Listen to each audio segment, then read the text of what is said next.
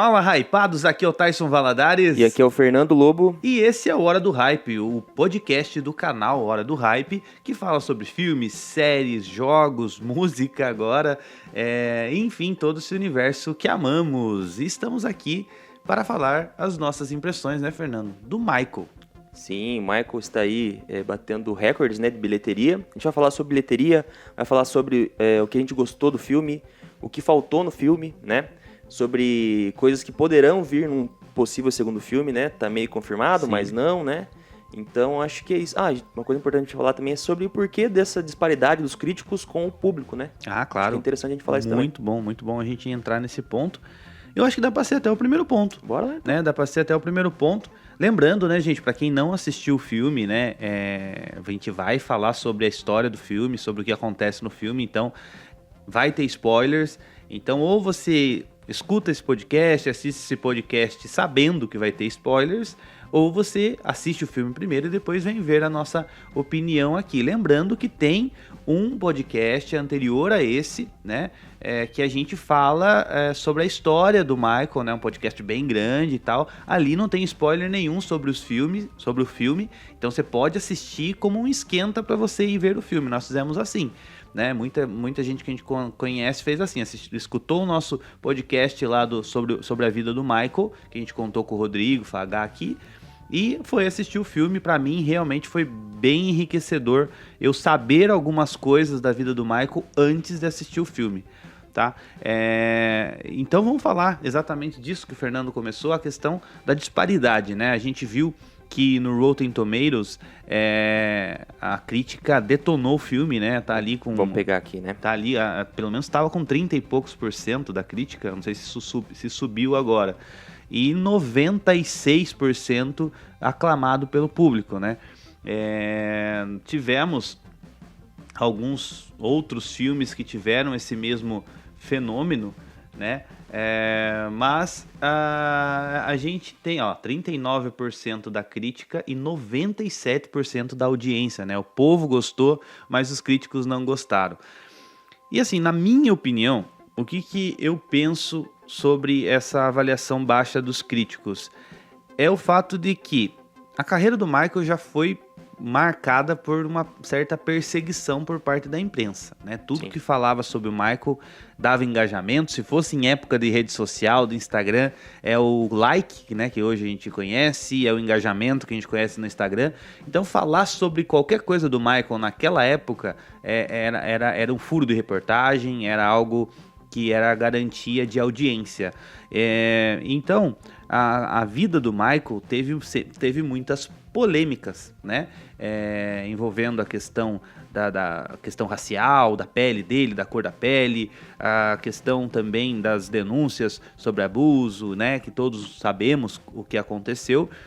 E eu acho que a crítica esperava um filme que tocasse nesses assuntos mais delicados. Porém, não é o recorte de tempo ainda das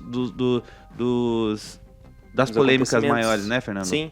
Eu não sei se a crítica ela é covarde, né? Ou é burra mesmo, Sim. Porque assim, como que eles vão falar das polêmicas se o filme vai até 88, né? Sim. A primeira polêmica, a gente sabe, quem escutou lá também o nosso programa especial que a gente fez lá na semana retrasada, se não me engano, as polêmicas surgem a partir de 93. Uhum. Então acho que o segundo filme vai ter esse recorte aí de 88 pra frente. Então eu acho que é muito uma má vontade, sabe? De falar que o filme não é chapa... lógico que é chapa branca, né? Lógico que é. Uhum. Sim, todos os filmes de cinebiografia são, né? A maioria. A maioria são, né? Sim. Mas assim, eu acredito que é uma má vontade, sim, com a pessoa do Michael, né? E, cara, eu acho que a voz do povo, nesse caso, a voz do povo é a voz de Deus, né? Que o filme é maravilhoso. Pra quem é fã, eu sou muito fã, o Tyson não é tanto fã, né? Mas eu sei que o Tyson já admirava e passa a admirar ainda mais agora, né? Depois do filme. Sim. Né? E depois de conhecer também um pouco mais a história. Mas eu acredito que é muita má vontade, cara, na questão dos críticos, tá? Porque, como a gente disse, o recorte é a partir de 93, né? Essa parte dos casos dessas polêmicas. E nós também sabemos que teve lá, quem escutou também o programa sabe que teve uma intervenção jurídica, né? Jurídica, para não exatamente. ter isso no filme. Então isso foi cortado do filme, né? Então teria essa parte. O que acontece, né? Chegou a ser gravado momentos ali em Neverland, né? Chegou a ser gravado. O final do filme seria um final um pouco mais sombrio ali, do Michael realmente envolvido naquela questão de prisão ali, né? Que a polícia invadiu Neverland e tal. Só que acharam por bem a parte jurídica, né? A assessoria jurídica dos produtores do filme acharam por bem não contar com isso. Por quê? Porque na época em que esses casos foram apurados, teve vários tipos de acordos e decisões judiciais em que ficou determinado que não poderia ser retratado isso em documentários, em filmes, e ainda está em vigor essas determinações que foram realizadas nesses processos. Então, eles acharam por bem não retratar, porém, isso pode ser retratado em um futuro filme 2, caso o jurídico aí da produção consiga contornar essas determinações aí. Você tocou num ponto muito importante aqui, tá? Filme, né? Nesse caso desse filme, ele aborda principalmente a carreira dele, a carreira do Michael. Lógico, faltou muita coisa, né? Em 2 horas você não consegue condensar ali desde o início do Jackson 5 até 88. E assim, se você quer saber sobre a vida do Michael, vai em documentários, né? Documentários, tem muitos documentários legais, a gente até indicou lá, Thriller, tem o documentário do Bad também, que conta também. No YouTube tem muito material legal, então assista, consuma, né? Pra você saber a realidade. No Brasil Paralelo tem um documentário legal, que é o Brasil Paralelo, né? Faz vários documentários muito interessantes. Tem um episódio lá no YouTube que o nome é A Face Oculta do Michael. Conta sobre essas histórias também, explica muito bem, em 40 minutos ali mais ou menos. Então se você quer saber sobre a vida dele realmente, documentários. Ali no filme eles colocaram ali a questão artística dele, sobre a vida dele com o pai também, né? Sobre a vida com a família dele, a relação. Então eu acho que em 2 horas eles conseguiram condensar muita coisa ainda ali, interessante da personalidade e da vida do Michael. Exatamente. Uma das coisas que eu vi que a crítica se baseou também, além dessa questão de não tocar nos assuntos negativos da vida do Michael, né? Foi o fato do filme não demonstrar muitos bastidores, como que o Michael criava as músicas, né? A impressão que dava ali é que realmente as músicas caíam do céu pro Michael, e ele não mostrou muito a relação dele também com o Quincy Jones, que foi muito importante. Só que como o Fernando disse, né?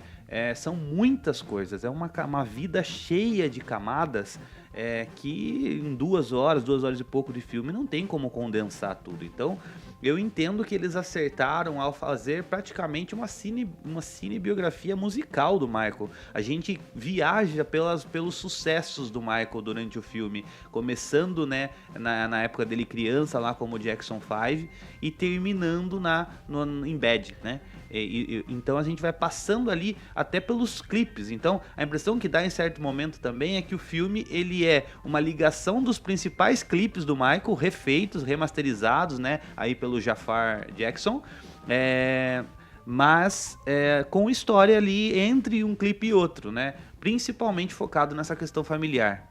Eu acho que é interessante a gente falar aqui agora coisas que faltaram, tá? Coisas que faltaram nesse filme. Eu acho que será abordado no segundo filme, né? Essa questão da raiva que a mídia tinha com o Michael, perfeito, né? Perfeito. Que a imprensa perseguia muito ele porque ele vendia, né? Vendia muito. Sim. E assim, imagine a audácia, né, de um artista negro ser o maior de todos os tempos. Exato. De ele ter o catálogo de todos... Ele tinha catálogo... Ele comprou o catálogo dos Beatles, ele comprou o catálogo do Elvis. E isso foi uma jogada de gênio dele ali, né? Isso foi na vida real, tá, pessoal? Tanto que ele com o Paul McCartney tiveram ali um desentendimento por conta disso, né? O Paul McCartney deu essa dica pra ele, né? De comprar, viu? Passa a comprar e tal, os catálogos. Ele foi lá e falou, pô, eu vou ter suas músicas ainda. Ele foi lá e realmente ficou à venda lá o catálogo, ele foi lá e comprou, né? E comprou. Então ele tinha um poder muito grande nas mãos. O catálogo da indústria ali, os maiores, estavam todos na mão do Michael, né? Então... e a mídia perseguia ele na questão de racismo, na questão de ele se tornar ali uma aberração, né? Freak, chamavam ele de aberração. Isso fez ele sofrer muito, né? E a gente não tem, naquela época a gente não tinha tanto de informação que a gente tem na nossa mão, né? Na palma da nossa mão. A gente abre o celular, a gente tem a informação ali, né? E é a mesma coisa antigamente, só que antes era o jornal, né? Então, só que agora você tem o poder de ir atrás da verdade ou, né, ou se contentar ali com o que tá passando para você, né? Sim, exatamente. O que a gente percebeu, né? O filme, ele focou em trazer o que os fãs idealizam realmente que o Michael foi. Aquela pessoa doce, aquela pessoa genial, abençoada, né? Então, eu acabei de falar que o filme dá a impressão que a música cai do céu, mas isso o próprio Michael falava, né? Ele falava. Que as músicas vinham de Deus para ele, né? Vinham do céu para ele. E até ele brincou, né, em uma fala dele que eu tenho que ficar atento porque vai que Deus manda a música pro Prince. É muito bom. Né? Então, eu acho que o filme quis retratar exatamente isso que o Michael pensava com relação às músicas. E com relação ao enredo do filme, o filme claramente traz o pai deles como vilão, né? Tem que ter um vilão, Exato, né? O pai deles ali como vilão, realmente sendo aquela figura predatória ali, né, de explorando os filhos desde pequeno. A hora que o Michael começa a despontar, ele não quer tirar o Michael da família, ele usa muito a família para manter o Michael preso, né? Tanto é que, como a gente disse no episódio sobre o Michael, a turnê do álbum mais vendido de todos os tempos, que é Thriller, não existiu. Sim. Porque o pai dele inventou uma turnê lá da Vitória dos Jackson's 5, que pela família o Michael foi e fez. Então, o filme, eu entendo que esse filme 1, ele focou no pai como vilão. E o filme 2, se for pra ter e se for pra eu apostar, eu acredito que será a imprensa, perfeito, a vilã. Perfeito. E digo mais, se o pai do Neymar fosse igual o pai do Michael Jackson, o Brasil já teria 15 Copas. Eu vi essa cara, eu dei muita risada. Eu falo, cara. E você vê o poder, né, que o Michael, cara, todo mundo, o pessoal, você tem uma pessoa do seu lado abrindo o celular no Instagram, vai ter um vídeo, você escuta assim, o vídeo, alguma coisa falando do Michael. Sim. Então, ele tem esse poder. E uma coisa engraçada que eu vi também, que ele tem fãs que ainda nem nasceram. Exato, né? Exato. Ele tem fãs que ainda nem nasceram, cara. Então, cara, é um acerto, é um acerto enorme ter lançado esse filme agora. O pessoal aí que administra a fortuna, o espólio do Michael Jackson, foi de um acerto enorme, porque ele voltou a ser o artista mais ouvido do mundo, mais comentado do mundo, bateu recordes aí. Ao que tudo indica, a cinebiografia dele vai chegar próximo a ser a cinebiografia com maior bilheteria da história do cinema, né? A gente imagina que ele possa rivalizar ou até ultrapassar aí o Bohemian Rhapsody, mas a gente percebe que o filme fez com que pessoas que conheciam muito pouco, como é o meu caso, ou pessoas que não conheciam nada do Michael Jackson, como é o caso, por exemplo, da minha esposa, ficássemos agora com hiperfoco no Michael Jackson. O nosso Instagram, por exemplo, é só Michael Jackson. E é legal, cara, porque a gente pesquisa, a gente vê, pô, realmente aconteceu isso. Cara, eu sou de um desconhecimento do Michael Jackson que eu não sabia do acidente da Pepsi. Não sabia, né? O absurdo que foi aquele acidente da Pepsi. Quanto influenciou a vida dele, né? O futuro dele. Perfeito. Né? E também o filme, ele retrata e faz ligações ali dos traumas que ele teve na infância e refletindo isso na imagem dele depois, o porquê das cirurgias, o porquê de todos os procedimentos estéticos, né? Então, assim, e isso a gente acertou porque a gente falou sobre isso também no episódio antes do filme, sobre o Michael, que toda a parte estética dele, toda aquela polêmica que tinha em cima do nariz dele, o complexo, exato, né, que ele tinha. Eu acho que ainda vinha da infância. Eu acho que ainda no filme foi bem suave, viu? Com porque certeza. O pai dele chamava ele de cara de pizza, chamava ele porque ele tinha muita espinha, né? Uhum. Falava do nariz dele, falava que ele puxou a parte da mãe dele, não a parte da família dele, porque a família dele não tinha, né, esse nariz avantajado. Vou fazer um teste aqui agora, ó. Abri o Spotify. Tô aqui no top 50 global, tá? De músicas. Segundo lugar, Billie Jean. Em quinto lugar, Beat It. Em nono lugar, Don't Stop Getting Out. Então, 3 músicas já aí no top 50, né? Human Nature, em 19º lugar. 4 músicas. Smooth Criminal, 29º, 5 músicas. Deixa eu ver... Dirt Diana, na 45ª. Bad, na 47ª. 7 músicas, é isso? 7 músicas, 7 músicas no top 50 global hoje. Você olha a influência que ele tem. De um artista que já morreu há mais de 20 anos, né? Então, é algo absurdo, é um fenômeno que ele foi durante a carreira e que vai se estender. Quase 20 anos, né? É 2009? Ah, foi 2009? 2009. Ah, então quase 20 anos, é verdade. Então, a gente entende a crítica por um certo ponto, mas ela tá agindo assim de muita má fé, ao meu ver. E entendemos completamente os fãs. Eu acho que assim, aquele que já sabia tudo da vida do Michael Jackson, vai no filme e ele não tem nenhuma novidade. Ele vê coisas que ele já sabia, só que ele se emociona com a homenagem feita ao ídolo dele, né? Que realmente é o Michael ali sendo retratado como os fãs imaginam. É óbvio que o Michael não era perfeito do jeito que está retratado muitas vezes no filme. É óbvio que ele tinha as suas excentricidades, ele tinha os seus defeitos, mas a cinebiografia, ela buscou trazer esse lado genial do Michael, quase divino do Michael, né? Caridoso, bondoso, e esse lado dele de vítima da pressão ali, principalmente do pai. Tanto é que, por exemplo, quando ele começou a se destacar no Jackson 5, Fernando, com certeza deve ter tido algum atrito com os irmãos também. Ah, com certeza. Só que como os irmãos estão envolvidos ali também na produção do filme, não tocaram nisso, né? Ficou ali meio que algo superficial, do tipo, não, os irmãos aceitam tranquilamente o Michael ter sido esse fenômeno e os demais ter ficado um pouco para trás, né? Um pouco de lado e tal. E a gente sabe que isso não aconteceu. Mas pra mim não me incomoda. E eu acho que pra quem é fã também não, tanto é que o 97% de aprovação no Rotten Tomatoes aprova isso, atesta isso. Então eu acho que tem duas coisas. Pra quem não era fã, passou a querer saber mais da vida do Michael e passou a ouvir música do Michael. Eu não ouvia a música do Michael. Hoje no meu Spotify, no meu carro eu entro, tá tocando música do Michael, assim, normal, pelo fato do meu interesse, da minha procura sobre a música dele nesses últimos dias. E para quem era fã, como eu já disse, eu acredito que entendeu como uma linda homenagem e se emocionou ao ver o seu ídolo ali retratado de forma tão genial pelo Jafar, né, cara? Cara, e é maravilhoso, assim, ver novas pessoas se encantando, sabe? Gostando do Michael. E, cara, você vê, assim, no Instagram, você vê em várias fontes, assim, você não vê ninguém falando mal dele, assim, tipo, acabando com ele, sabe? Não, ele não era assim, na verdade, tá. Você não vê artistas falando mal dele, muito pelo contrário, falando que ele era uma pessoa muito doce, uma pessoa muito solícita, muito caridoso. No filme aborda muito a questão dele, do relacionamento dele com os animais.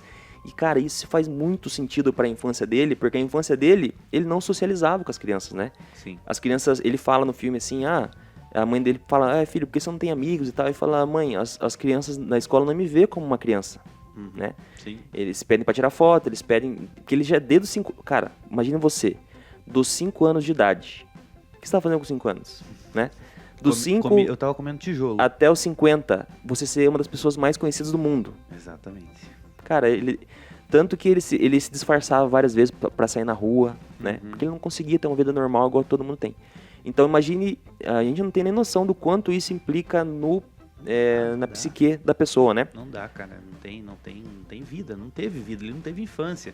Então por isso que ele quis ter um parque de diversão só dele, que é o Neverland, né? Um retiro só dele. Ele tinha a questão dos animais e ele era tão apegado a crianças. Por quê? Porque ele não teve infância, gente. Então, assim, só que óbvio que era estranho ver um adulto tão próximo de criança. É estranho, hoje em dia é mais estranho ainda. Mas a gente entende quando que... Quando você aprofunda na história dele, você entende o porquê dessa relação com as crianças. Exatamente, né? Perfeito. Então, cara, eu acho assim, na minha opinião, pra mim, Tyson, o filme foi uma porta de entrada pra carreira do Michael. É legal esse negócio de você trazer... adaptações, trazer coisas antigas para hoje, porque realmente funcionam como uma porta de entrada para aquele portfólio. Vou dar um exemplo que não é muito a ver com o Michael, mas, por exemplo, One Piece. One Piece era um anime que eu não tinha a mínima intenção de assistir, e eu com minha esposa assistimos a série da Netflix, né? Assistimos a primeira temporada. A hora que terminou a primeira temporada, eu falei, eu quero saber o que vai acontecer nessa história. Aí fui assistir o anime, que tem mais de 1.100 episódios, e assisti tudo pra entender. Então, a série foi uma porta de entrada pra mim a todo o mundo de One Piece. E o filme do Michael, com certeza, assim como pra mim, está sendo uma porta de entrada das pessoas pra essa carreira incrível do Michael. Isso, eu queria falar uma coisa, a gente esqueceu de mencionar no último episódio. Eu assisti o espetáculo do Circo de Solé lá em Las Vegas, do Michael, né? E, cara, pra mim foi muito especial, assim, assistir, né, esse espetáculo do Circo de Solé. Foi eu, minha esposa, né, foi meu compadre Alexandre e a minha comadre Priscila, o Tyson e a Arielle foram em outro, né, espetáculo. Mas, assim, eles foram, assim, eles não têm tanto também essa afinidade com o Michael, mas, assim, era muito legal olhar pro lado e ver todo mundo chorando, cara. Tipo, assim, se olhar as pessoas, todo mundo chorando, assim, sabe, legal. Super emocionadas com o espetáculo. E isso aconteceu no filme também. Quando começou o filme, assim, meu coração bateu mais forte, sabe? Aquela coisa, assim, gostosa de você no cinema. Michael trouxe uma experiência diferente pro cinema, né? Assim como foi Vingadores. Lógico, não vai bater ali a casa nem sei quanto Vingadores Ultimato fez, né? Ultimato fez, acho que quase 2 bilhões, né? Então, não vai chegar nisso. Mas, assim, eu acho que vai ultrapassar a previsão ali entre 800 e 1 bilhão e 100, mais ou menos, né, para chegar, para passar Bohemian Rhapsody, que chegou nos 910, tá? Isso. Hoje, dia 9 de maio, que a gente tá gravando esse episódio aqui, a bilheteria mais ou menos aí ultrapassou meio bilhão já, exatamente. Né? Eu acho que vai ter pernas aí para chegar, assim, nesses 800, 900, acho que até chegar a 1 bilhão. Eu acho que o fator reprise também. Acho que o fator reprise, acho que muito fã vai querer assistir mais de uma vez também. Com certeza. Né? O filme tá se sustentando bem aí depois do primeiro final de semana de estreia. E realmente é um filme que já tá agora com lucro, né? Porque ele custou 200 milhões de dólares. Exatamente. E o filme, a gente sabe que o filme, para ter lucro, a gente faz a conta de mais ou menos 2 vezes, né, o que gastou, mais ou menos, né, ou 1,5 vezes, né, então aí acima de 450, 500 milhões o filme já começa a ter o lucro, né, então já pode-se dizer que o filme do Michael já é um sucesso porque já está dando lucro, né, lógico, para chegar lá no Bohemian Rhapsody é um chão, né, tá praticamente na metade do que o Bohemian chegou, mas considerando que está no cinema aqui há 3 semanas... Desde o dia 26, né, eu acho. 3 finais de semana, então... mais ou menos. 3 finais de semana e já está na metade, é algo muito expressivo, né? Expressivo para uma cinebiografia, que normalmente não tem um poder tão grande assim de chamar as pessoas, né? Normalmente é algo mais nichado, né? Para você ter uma ideia... o filme do Michael, ele superou o cume de 10 dias de Bohemian Rhapsody, né? Em 10 dias o Bohemian fez 285 milhões, né, nesse período, então já foi superado. E também o filme do Michael superou ali os primeiros 10 dias de Oppenheimer também, cara, então... e já é a segunda maior cinebiografia musical da história, atrás apenas da adaptação aí da história do Freddie Mercury. No mercado doméstico, né, o público norte-americano abraçou o filme, tá? Tem um total acumulado só nos Estados Unidos de 204 milhões de dólares. A estreia rendeu mais de 97 milhões de dólares. E no Brasil também, né, Fernando? Teve um sucesso bem grande no Brasil. Isso, no Brasil eu acho que foi um dos... o Brasil sempre vai muito bem, né, nas bilheterias, assim, sempre que tem um filme, um blockbuster, assim, um filme, né, que chama muita atenção, os brasileiros, eles consomem bastante cinema, né? E é interessante, vamos falar aqui pra finalizar, Tyson, o que a gente espera pro segundo filme, né? A gente até acabou falando algumas coisas já. Tem aí boatos, né, ainda não foi totalmente oficial, eu acho que já tem segundo filme, parece que tem algumas filmagens, então tá tudo meio obscuro ainda, eles estão esperando, né, acabar essa... Acho que é até interessante, tá? Esperar é acabar as pernas aí, né, do Michael no cinema, pra daí anunciar uma segunda parte de fato. Eu acredito que ali daí vá de 88 até 2009, que é a morte dele. E assim, cara, eu penso da seguinte forma, não sei se você pensa também, mas eu faria uma coisa diferente. Se eu fosse diretor, no final desse filme, pra não acabar de uma forma triste, eu manteria o Michael vivo. Eu também. Tipo assim, acontece lá a questão dele ir pro hospital lá em 2009, mas assim, sei lá, no final ter uma manchete fictícia, né? De um telejornal falando, Michael foi assim, aconteceu uma overdose de Propofol e tal, mas ele tá estável. E daí acaba o filme, entendeu? Como se fosse uma homenagem. Assim, ou terminar o filme dele no ensaio da turnê This Is It, tá? Entendeu? E, tipo, acho que seria interessante, assim, porque sempre teve essa brincadeira, o Michael tá vivo, ele forjou a morte dele, então acho que seria uma forma de deixar ele vivo e brincar com o imaginário, assim, dos fãs e de quem gosta do Michael, né? Acho que seria uma liberdade ali poética, que eu já vi acontecer, tá? No filme Era Uma Vez em Hollywood, quem não assistiu ainda, é um filme muito bom do Tarantino, que é uma história verídica, tá? Mas ele muda ali uma coisa do filme que é muito importante, uma morte ali do filme que é muito importante. Se você não assistiu ainda, assista, que é muito legal. Eu espero pro segundo filme. Eu não acho que eles vão entrar muito nas polêmicas, até porque se eles exporem como vilões as pessoas que denunciaram, podem ter problemas jurídicos, as pessoas entrarem dizendo que estão mentindo e tal. Então eu acho que eles vão tocar bem superficialmente nessa questão das denúncias. Mas eu acho que a grande vilã vai ser a imprensa, né? Tudo que a imprensa fez com a carreira do Michael, né? Ao mesmo tempo que foi uma das alavancadoras da carreira dele, mas também foi uma das principais responsáveis também pelos piores momentos da carreira do Michael. Pode ser que tenha alguma coisa ali do relacionamento que ele teve com a filha do Elvis. Sim. Foi em 94, 93 pra frente ali, pelo que eu pesquisei. Pode ser que tenha isso. Neverland com certeza vai ser retratado. A gente já viu que teve filmagens lá, já vimos ele caracterizado como o Michael daquela época.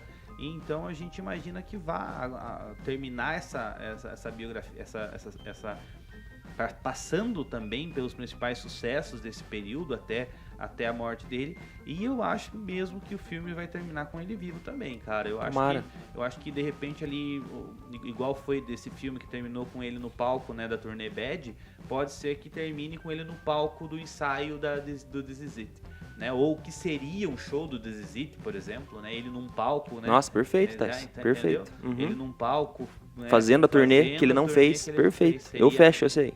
Fecha com esse. Posso fechar com esse final aí. Eu imagino que possa ter algo nesse sentido. Mas por enquanto a gente fica no aguardo. O filme já confirma uma continuidade, então a gente não tá falando de possibilidade. Vai ter um segundo filme, né?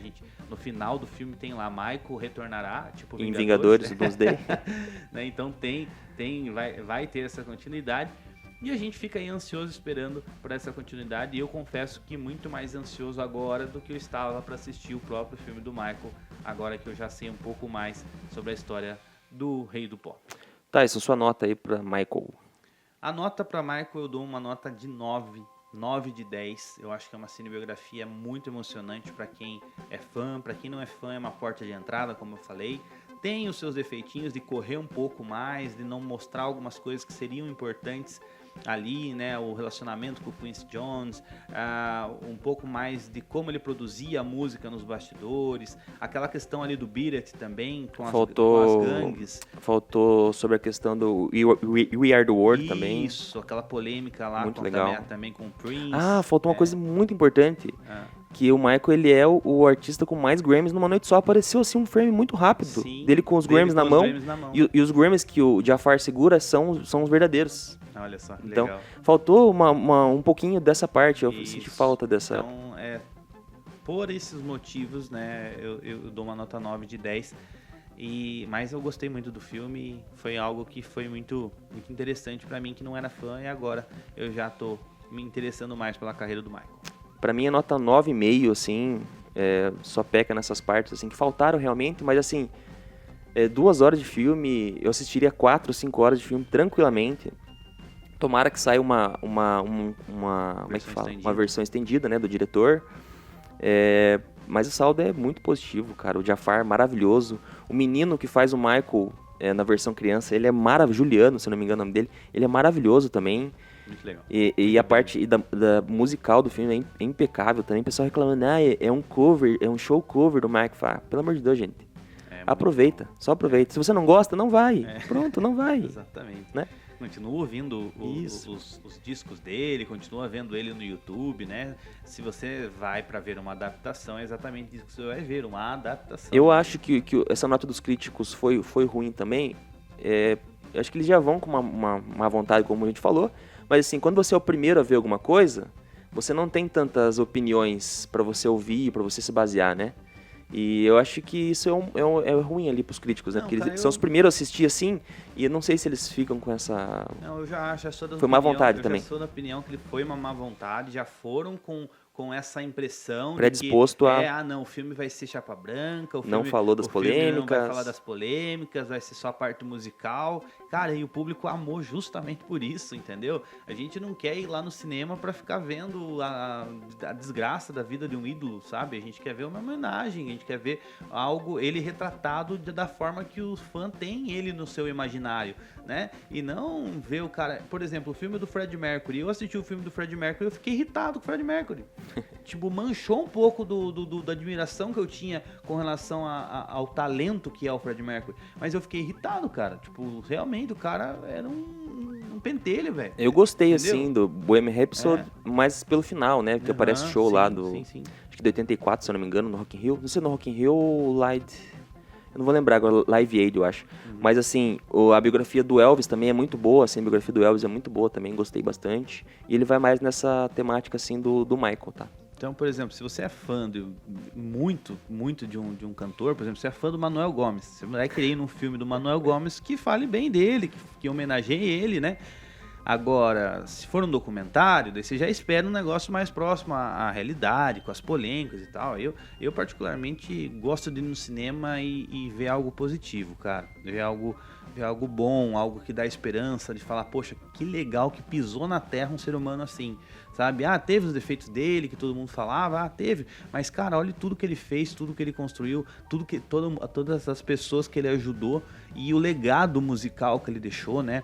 A questão de primeiro negro na MTV, as portas que ele abriu pra música negra nos Estados Unidos e no mundo. Só interrompendo um pouquinho, Tess, desculpe, mas assim, não é que ele criou tudo, ele é maravilhoso. Ele mostra muito, claro, assim, no filme que ele é inspirado no James Brown. Sim. Ele é mesmo inspirado no James Brown. Aquele Shamona que ele fala, né, na música também, ele é inspirado numa cantora lá, que não era tão famosa, mas o que ele fez? Ele pegou essas coisas, assim, dos ídolos dele e ele levou num patamar que... Ele rompeu a bolha, rompeu a bolha. Ele rompeu a bolha. Ele levou num patamar, assim, que ninguém conseguiu chegar até ele, né? Exatamente. Até hoje. Exatamente. É isso. Então é isso. Essas foram as nossas impressões sobre o filme Michael. Espero que você tenha gostado.